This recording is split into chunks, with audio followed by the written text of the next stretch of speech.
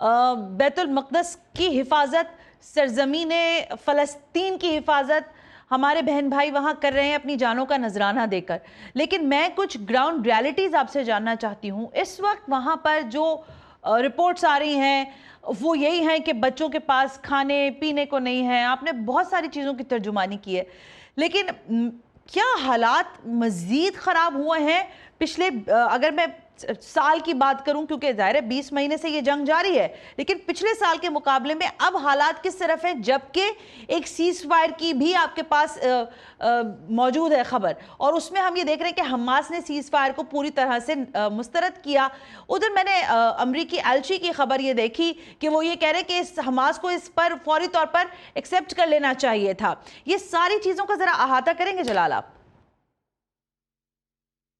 دیکھیے، سب سے پہلے بات تو یہ ہے کہ جنگ 7 اکتوبر سے لے کے 18 مارچ تک، آپ کو پتہ ہے 7 اکتوبر سے لے کے 7 اکتوبر 2023 سے لے کے 19 جون 2025 تک جنگ چلی ہے. اس کے بعد پھر سیز فائر ہوا. اچھا، پھر اس کے بعد 18 مارچ کو پھر دوبارہ اسرائیل نے جنگ کو آغاز کی ہے، اور وہ بھی بدقسمتی سے میری بھی یہ پیشگوئی بھی تھی. جس دن سیز فائر ہوا تھا تو میں نے یہی کہا تھا کہ کسی اور چینل میں، اور آپ کی اسی چینل میں بھی میں نے یہ کہا کہ اسرائیل زیادہ میں زیادہ 1-1.5 مہینے کے بعد پھر دوبارہ جنگ آغاز کریں گے. لیکن میرے بہن، یہ جو 18 مارچ سے لے کر آج تک، آج 1 جون ہے، یہ سب سے تشویشناک اور سب سے خطرناک مرحلہ ہے.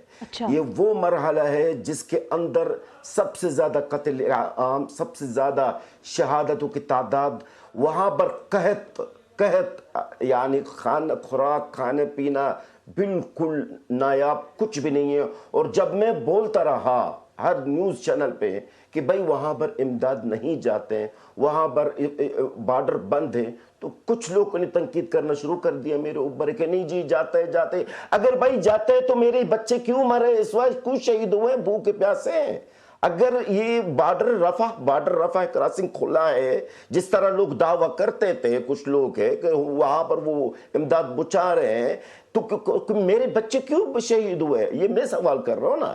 ہاں بالکل ہم مانتے ہیں جب بارڈر کھلتا ہے تو امداد جاتا ہے، لیکن 18 مارچ سے لے کر ابھی تک میری بچے، میرے بہن، خدا کی قسم کھا کے کہتا ہوں، اللہ کو حاضر ناظر جان کے کہتا ہوں، میرے بچوں کے لاشیں روڈوں پہ پڑے ہوئے ہیں، کتے اور بلیاں ان کو کھا رہے ہیں.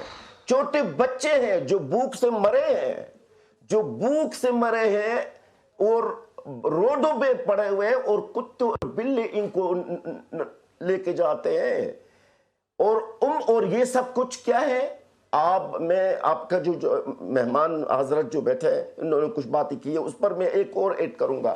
محترمہ، ایک میری بات غور سے سنیے اور آپ کے ناظرین پہ. یہ غزہ ہے نا، غزہ نے سارا دنیا کو بے نقاب کیا ہے. غزہ نے صرف یورپ کو اور اقوام متحدہ کو نہیں، حقوق انسان کے جو علمبردار ممالک ہے اس کو نہیں، غزہ نے سب سے پہلی امت مسلمہ کو بے نقاب کیا ہے. کہ اسلام صرف نام کا رہا ہمارے مسلمانوں میں، یہی رہا ہے بس. اسلام کا صرف نام ہے، باقی مسلمان کا کوئی. اگر مسلمان ہمارے امت مسلم میں واقعی میں مسلمان ہوتے تو آج کم سے کم یہ پانی تو میرے بہن بھائیوں کو تو پہنچاتے ہیں. یہ ایک گھوٹ پانی تو میرے بہن بھائیوں کو پہنچاتے ہیں. اگر ہمارے مسلمانوں میں واقعی اسلام ایمان ہے تو آج یہ غزہ کا حالت نہ ہوتی. اسرائیل اتنے طاقتور نہیں ہے میرے بہن، اسرائیل اتنے طاقتور نہیں ہے. اسرائیل کو جو تقویت ملی ہے ہماری امتی مسلم اور عرب کی بزدلی سے تقویت ملی ہے. ورنہ خدا کی قسم کھا کے کہتا ہوں، ہمارا جو مجاہدین غزہ کے اندر ہے، اگر ان کا بس وسائل ہوتا نا تو یہ آپ کے اسرائیل 3 دن اس کو نقشہ سے مٹا دیتے. لیکن کیا کرے، ہمارا بس تو کچھ بھی نہیں ہے. ہمارے اس وقت مجاہدین کا بس پانی پینے کا نہیں ہے، وہ کیا جہاد کریں گے بیچارے. اور وہ مزید کیا جہاد کریں گے اور کیا کریں گے؟ اس لیے کہ امت مسلمہ کو پھر میں دہرانا چاہتا ہوں ایک جملہ، خدا کی قسم امت مسلمہ، میرے بچوں کا یہی پیغام ہے جو آپ کے لیے، کہ خدا کی قسم قیامت دن تک غزہ کے بچے آپ کو معاف نہیں کریں گے، اور رسول اکرم صلی اللہ علیہ وسلم کے سامنے آپ کو گریبان سے پکڑ لیں گے وہ، پھر اس وقت آپ رسول اکرم صلی اللہ علیہ وسلم کو اور اللہ رب العزت کو جواب دینا، بس بات ختم۔